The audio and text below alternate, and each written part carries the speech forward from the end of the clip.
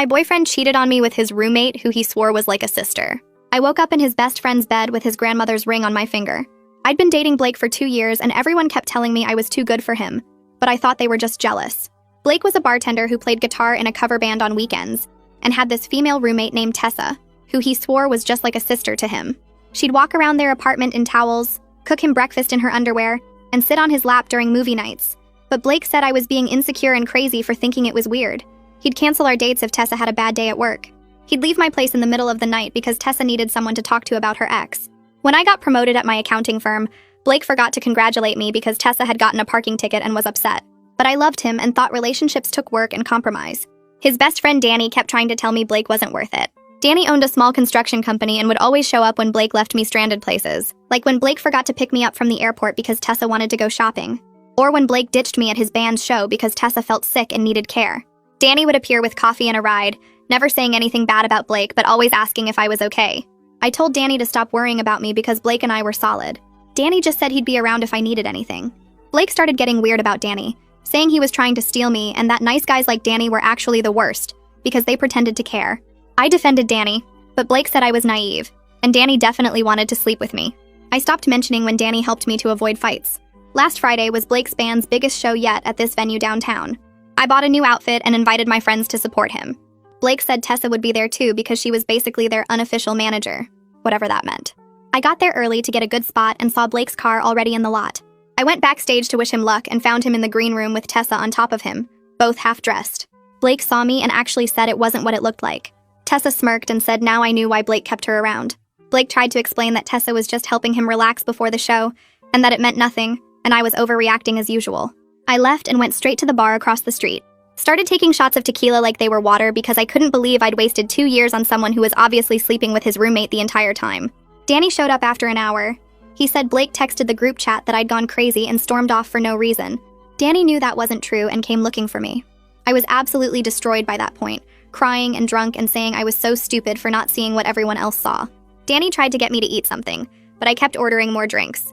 I remember telling Danny he was right about everything, and I should have listened. I remember him trying to get my phone when I wanted to call Blake. I remember throwing up in the parking lot while Danny held my hair. I don't remember anything after that.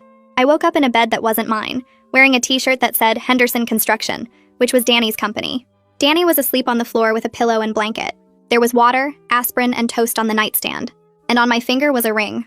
Not an engagement ring, but Danny's grandmother's class ring. He always wore on his pinky. I sat up confused, and Danny woke up immediately, asking if I needed to throw up again. I asked what happened and why I was wearing his ring. He said I'd been trying to call Blake all night, so he gave me his ring to fidget with instead of my phone, and I refused to give it back. He said I kept saying it was prettier than anything Blake ever gave me, which wasn't hard since Blake never gave me anything. Danny said he slept on the floor after making sure I was okay, and nothing happened between us. He said his sister was in the guest room if I wanted to confirm with her. He'd called her to come over so I wouldn't wake up alone with just him there and get the wrong idea. His sister Lori came in with coffee and confirmed Danny was on the floor all night while she checked on me every hour. She said Danny was worried sick and kept saying he should have told me about Blake sooner. I asked what he meant. Lori said Danny knew Blake was sleeping with Tessa for at least 6 months, but didn't know how to tell me without seeming like he was trying to break us up. Blake called while we were talking. He said I embarrassed him by making a scene at his show, and Tessa was upset that I'd invaded their space. He said if I apologized to Tessa and accepted their relationship dynamic, we could work things out. I looked at Danny, who was pretending not to listen while making breakfast. I looked at his grandmother's ring still on my finger. I told Danny I needed to call Blake back and break up with him properly. Danny looked at me over the rim of his coffee cup and suggested maybe I should eat something first. He said big decisions needed clear heads and I'd had a rough night. Lori walked in carrying a plate of pancakes and set them down in front of me. She said drunk me had been absolutely hilarious last night. Apparently I kept holding up Danny's ring and announcing to anyone who would listen that it was prettier than anything Blake had ever given me. Which was true since Blake never actually gave me anything in 2 years except excuses and disappointment. Lori said I'd refused to give the ring back to Danny, clutching it to my chest and saying it was mine now. Danny looked embarrassed and said I could keep it as long as I wanted. I twisted the ring on my finger and realized how much lighter I felt without Blake's constant weight dragging me down. I picked up my phone and listened to Blake's voicemail on speaker. His voice came through angry and sharp. He said I'd embarrassed him at his show last night by making a scene. He said Tessa was really upset that I'd invaded their space like that. Their space. He actually called it their space. Blake said if I apologized to both of them and accepted their relationship dynamic, we could probably work things out. He made it sound like he was doing me a favor. Like I should be grateful he was willing to consider taking me back after I caught him cheating. Danny's jaw tightened as he listened. Lori muttered something under her breath about Blake being delusional. I looked at Danny across the kitchen table and saw him clearly for the first time. He'd been showing up for me for 2 years while Blake couldn't even be bothered to pick me up from the airport. Danny brought me coffee when Blake left me stranded. Danny listened when Blake forgot to congratulate me on my promotion. Danny had been the one actually there while Blake was busy with Tessa. I called Blake back. He answered on the first ring and started talking immediately about how glad he was that I'd come to my senses. I cut him off and told him we were done. I said he could have whatever twisted relationship he wanted with Tessa, because I wasn't interested in being part of it anymore. Blake's voice changed from smug to angry in a second. He said I was overreacting like I always did. He said I knew Tessa was important to him, and that I'd agreed to be understanding about their friendship. I hadn't agreed to anything except being lied to and disrespected for 2 years. Blake kept talking, saying I was throwing away our relationship over nothing. I hung up mid-sentence. Danny was trying not to smile. Lori actually cheered and said she'd been waiting 2 years for me to dump that loser. She high-fived me across the table and said this called for celebration pancakes, which apparently were different from regular pancakes because they tasted like freedom. I realized I still had a key to Blake's apartment and he had one to mine. We needed to exchange belongings and keys before this got messier. Danny offered to go with me to Blake's place so I wouldn't have to face him alone. Lori said she'd go to my apartment in case Blake showed up there trying to get his stuff or cause drama. She said she'd been waiting for an excuse to tell Blake exactly what she thought of him. We finished breakfast and I borrowed some of Lori's clothes since mine from last night smelled like tequila and regret. Danny grabbed his truck keys and we headed out. The drive to Blake's apartment felt different from all the times I'd made this trip before. I wasn't nervous about what mood Blake would be in, or whether Tessa would be there making snide comments. I just wanted to get my things and be done with both of them. We pulled up outside Blake's building and I saw his car in the lot. Danny parked and asked if I wanted him to come up with me. I said yes because I didn't trust Blake not to try manipulating me if I went alone. We walked up to the second floor and I knocked on the door. Tessa answered wearing Blake's shirt and nothing else. She was smirking like she'd won some kind of prize. I handed her Blake's key and asked for my stuff. But Tessa leaned against the doorframe and said Blake had already taken my things to my apartment about an hour ago. She said he figured I'd come crawling back once I calmed down and realized what I was giving up. I asked what exactly I was giving up. Tessa's smirk got wider and she said a guy who knew how to have fun and didn't expect her to be boring and jealous all the time. Danny stepped forward and said we were leaving. Tessa called after us that Blake would be better off without someone as uptight as me anyway. We drove to my apartment and found black trash bags on my doorstep. Blake had dumped my belongings outside like I was garbage he was throwing away. Lori was already there and had started bringing bags inside.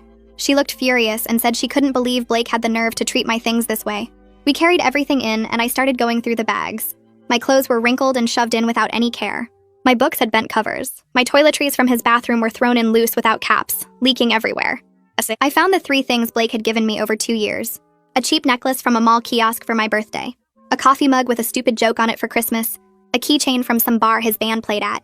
He'd taken them all back. Danny watched me pull out the items and said quietly that his grandmother's ring was still on my finger. He said I could keep it as long as I wanted. It meant more to me than anything Blake had ever given me anyway. My phone rang and I saw it was Savannah from work.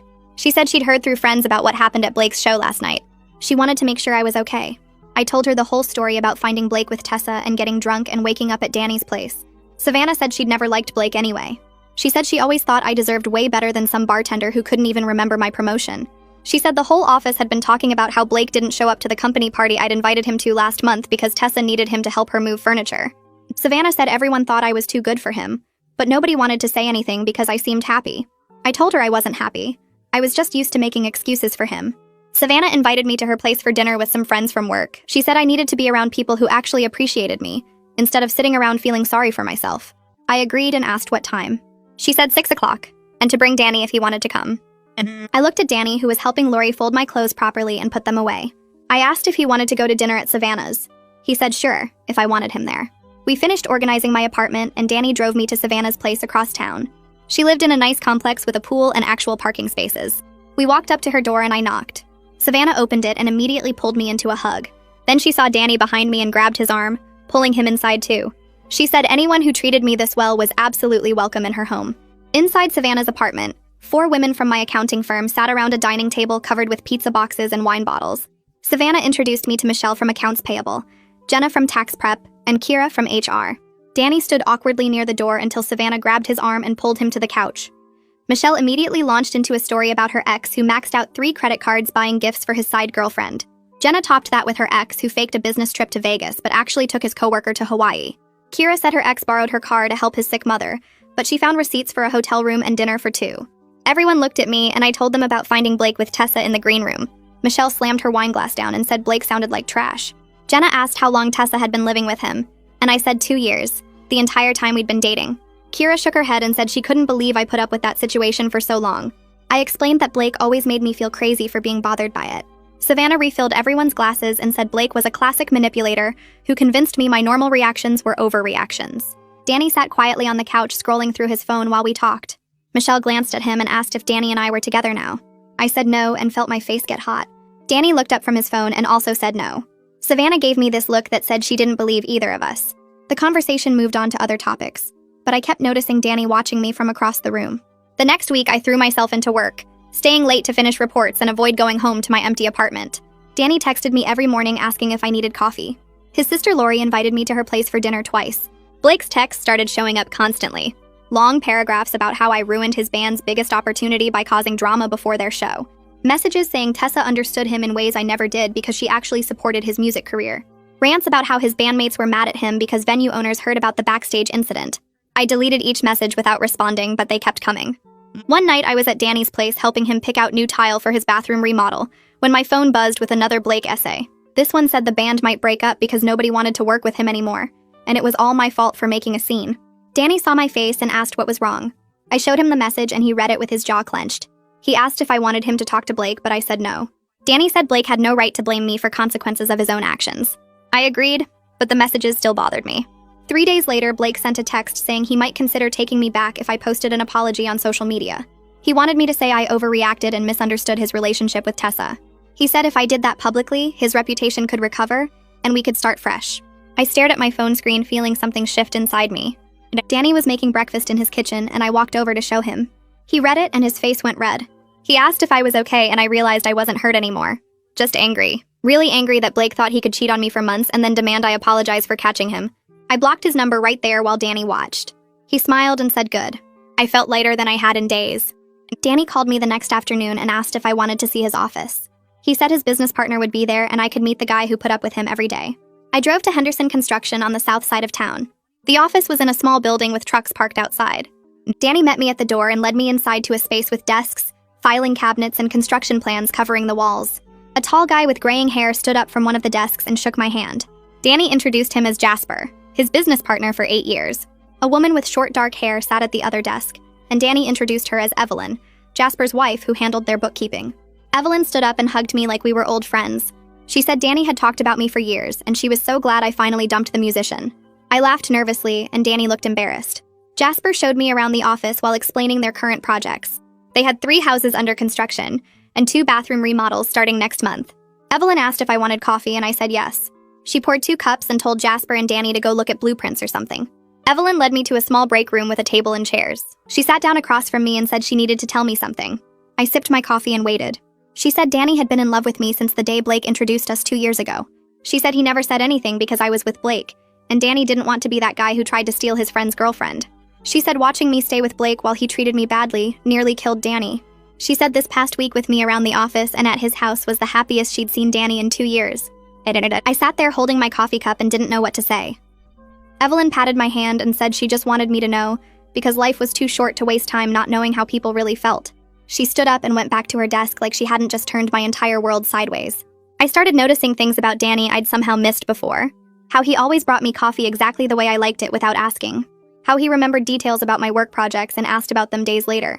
How he actually listened when I talked about spreadsheets and tax codes instead of his eyes glazing over like Blake's always did. These weren't new things. Danny had been doing them for 2 years. I was just too focused on making things work with Blake to see what was right in front of me. I caught myself watching Danny while he worked on his laptop at the coffee shop near my apartment. He looked up and smiled, and I felt something warm spread through my chest. This was different from anything I felt with Blake. This felt steady and real and safe. 2 weeks after leaving Blake, I ran into his bandmate at the grocery store, the drummer whose name I could never remember. He stopped his cart next to mine in the produce section and said he was sorry about what happened. He said the whole band knew about Blake and Tessa. He said they all felt bad watching Blake treat me like garbage, but nobody knew how to tell me. He said they were actually relieved I was gone because Blake had been impossible to work with lately. He kept canceling practices to hang out with Tessa and showing up late to gigs. The drummer said half the band wanted to kick Blake out, but they'd been playing together for 5 years and it was complicated. I thanked him for apologizing and started to push my cart away. The drummer stopped me and said I should know Blake was telling everyone a different story.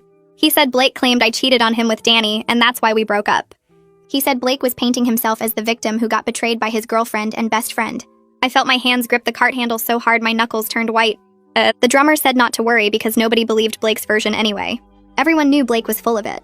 But I was still furious that Blake was rewriting history to make himself look better. I thanked the drummer again and finished my shopping in a rage. That night, I sat on my couch staring at my phone. I opened social media and typed out a simple statement. Blake and I broke up because he was unfaithful, and I'm moving forward with my life. I hit post before I could second-guess myself. Within an hour, 3 of Blake's friends sent me private messages. One said he walked in on Blake and Tessa making out at a party 6 months ago. Another said she saw them leaving a hotel together last summer.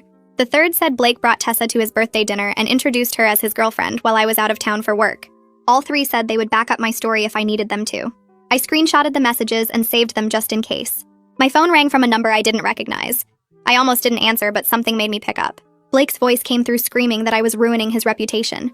He said Tessa was really upset about people judging them. He said I had no right to post about our private business on social media. I let him yell for a minute, then cut him off. I said he ruined his own reputation by cheating and lying about it. I said if Tessa was upset, she should have thought about that before sleeping with someone else's boyfriend.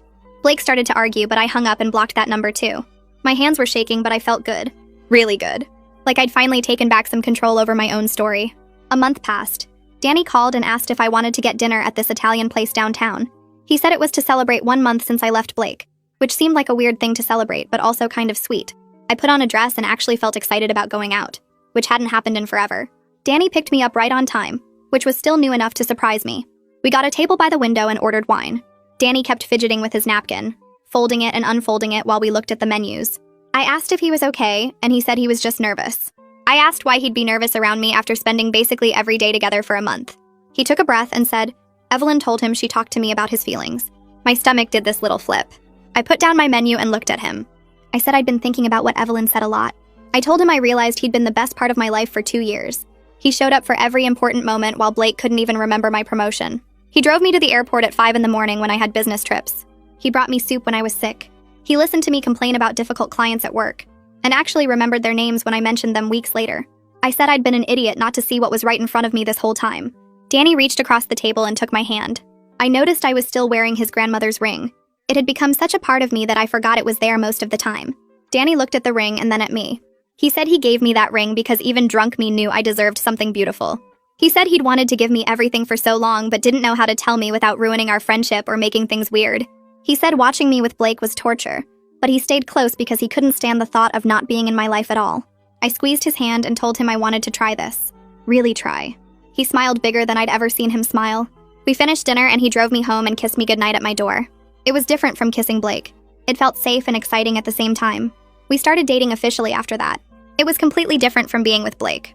Danny showed up when he said he would. If we made plans for 7, he was there at 7, not 9:30 with some excuse about band practice running late. He remembered things I told him, like how I mentioned loving this specific coffee shop across town, and he surprised me by taking me there on a Saturday morning. He treated me like I mattered. He asked about my day and actually listened to the answer. He met my friends and made an effort to remember their names and jobs. When I had a big presentation at work, he sent flowers to my office. Blake never sent me flowers once in 2 years. Savannah and my work friends loved Danny. They kept saying they knew this would happen.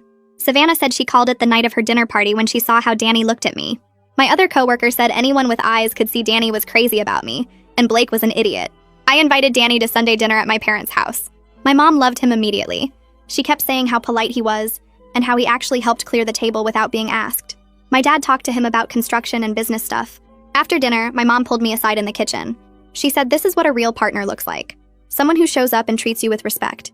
She said she was sorry she didn't say something about Blake sooner, but she didn't want to push me away by criticizing my choices. I hugged her and told her I got there eventually. 3 months after Blake, I was genuinely happy for the first time in years. Danny and I planned a weekend trip to this cabin in the mountains. I realized while we were looking at places online that I never did anything like this with Blake. Every time I suggested a trip, Blake had band practice or Tessa needed help moving furniture or some other excuse. Danny and I actually booked the cabin and made real plans. We were going in 2 weeks and I was counting down the days. I saw on social media that Blake's band was playing at a bar across town. Danny noticed me looking at my phone and asked if I wanted to go prove I was over it. I looked up at him and said I didn't need to prove anything. I genuinely didn't care what Blake was doing anymore. I didn't wonder if he was thinking about me or if he regretted losing me. I didn't check his social media to see what he was posting. I was just done. Danny smiled and said that's when he knew I was really free. We were at his place one night watching some action movie on his couch. I had my feet tucked under me and his arm around my shoulders. The movie ended and we just sat there in the quiet. Danny turned to me and said he wanted to take his grandmother's ring to a jeweler and have it properly sized for me. I looked down at the ring on my finger. It was still too big, and I had to wear it on my middle finger to keep it from falling off. Then I looked back at Danny and realized he wasn't just talking about the class ring anymore. My heart started beating faster. He said he knew it was fast, but he'd loved me for 2 years already. He said when you know someone is right, you just know. I said yes before he even finished asking. Because sometimes the right person was there all along and you just needed to wake up and see it.